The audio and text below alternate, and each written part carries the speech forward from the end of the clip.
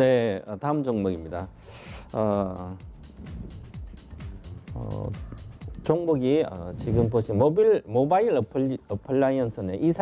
이상합님께서 모바일 어플라이언스 5,700원 비중 40%. 아마 자율주행차로 잡으신 것 같아요, 주식을. 자율주행차 수혜주로 모바일 어플라이언스가 과거에 한번 많이 뛰고 나서 많이 빠졌죠. 그러니까 아마 사신 것 같은데, 작년에 3분기까지 매출액이 40% 줄고 영업이익이 90%나 줄었어요. 이게 무슨 이야기냐 하면 자율주행차 수혜주라 그러면 자율주행차가 ADAS 운전자 보조 시스템이라든지 뭐 블랙박스라든지 아니면 뭐 이런 것만 가지고 자율주행차를 갖는 수혜가 아니에요, 그죠? 지금 블랙박스 회사도 만들고 블랙박스 관련된 거 너도 나도 자동차 다 장착돼 있어요, 그죠?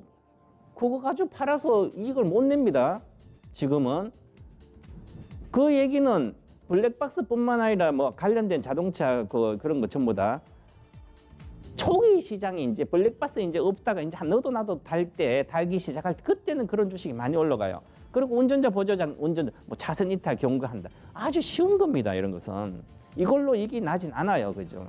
그럼 자율주행차의 최대 수혜주들은 이렇게 나는 단순하게 이렇게 생각하는 거죠. 그러면 소형주를 삽니다. 이렇게 수혜주를. 그러면 그 소형주 테마주에 말 그대로 지나고 보면 실적이 하나 거의 안 나와요, 그죠? 과거에 50억 나오는 회사가 16년도에 그때 블랙박스 이런 거 여러 가지 관련된 팔면 어느 정도 팔렸어요. 지금은 너도 나도 자동차 다 있으니까 이게 경쟁이 심하고 누가 블랙박스 신규로 사가지고 뭐 자동차 사면 그냥 알아서 달아주는데 50억 이익 내다가 17년 20억 이익이 줄었어요, 그죠? 작년에 3분기까지 2억밖에 이익을 못 냈어요. 장사해가지고 300억치 팔아가지고 2억밖에 못 내는 회사예요, 그죠? 그러니까 이걸 가지고 뭐 자율주행차 수혜주, 제가 작년 3월, 4월 계속 이 야인시대 자율주행차 최대 수혜주는 비메모리 반도체인데 결국은 반도체 기술로 가는 거예요. 아날로그 반도체 기술로.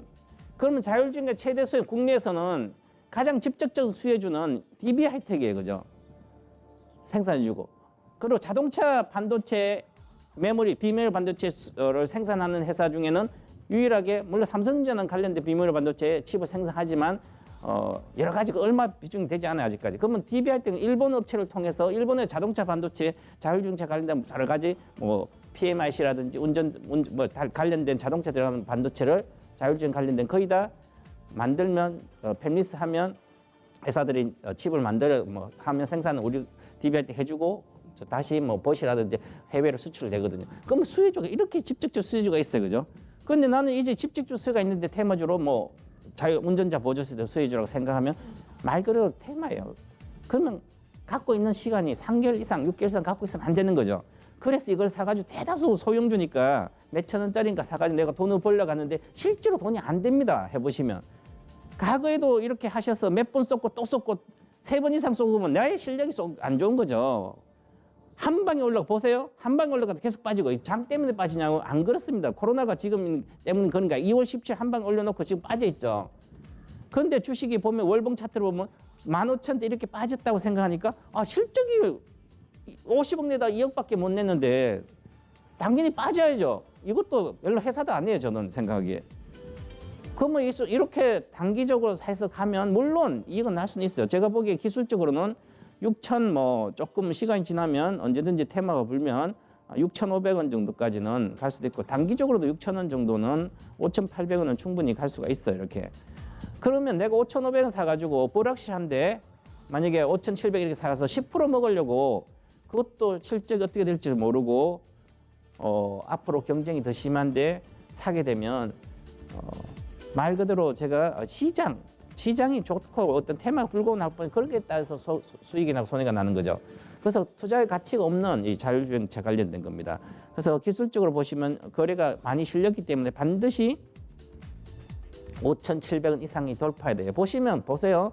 정확히 뭐 손절가입니다. 5,700원이. 그런데 거기서 사는 거죠. 월봉차 보세요. 왜 5,700원인지 아세요? 자, 박스권의 대물량이 이렇게 보시면 대다수분들이 차트를 하나도 모르고 테마주를 합니다. 거래가 폭발했습니다. 이렇게 거래가 폭발했으면 당연히 거래가 폭발한 지점을 중심을 깨버리면 다 팔아야 되죠. 5,800원이나 5,700원. 그러니까 폭락을 들어가는 거죠. 이거 장 때문에 폭락한 게 아니에요. 계속 거래 실렸다가 단타들이 막 소나기 작전하듯이 막 거래 실려서 올려놓습니다. 그러면 아무것도 모르는 개인 투자자들이 막 들어와서 그걸 받아줍니다. 그러고 나서 나머지 남은 물량 난 다 팔고 나와요. 단 10% 먹어도 20%이 4,000대부터 왔죠, 그죠? 그럼 20% 이익 실현하고 나오는 거예요, 30%. 얼마 좋아? 내가 20억치 사가지고 몇 억씩 벌고 나오는데 소나기 작전 하죠, 세력들은. 거기서 당하면 안 되는 거죠. 그래서 반드시 이것도 다시 하면 돌파하려면 5,700원은 단기적으로 갈 수는 있지만 반드시 5,800원 돌파해야만 이 주식이 가게 됩니다. 그럼 이 주식은 5,700원 사는 게 아니라 오히려 6,000원대 가면 그때 사는 게 오히려 낫다는 거죠. 테마주를 사더라도 보고 지금 거래도 없잖아요, 그죠? 그래서 쉽지 않은 구조다. 그래서 저는 지금 현재는 손절은 뭐 조금 더 봐도 되는데요. 손절가 먼저 알려드리겠습니다. 손절가는 5,000원이고요. 5,000원 손절가고 나머지는 단기 목표가 5,700원 드릴 테니까 보고요. 추가 매수는 아니면 팔고 다시 사고 싶으면 6,000원 이상 가서 하시는 게 낫다. 반등 시 매도 의견 드리겠습니다.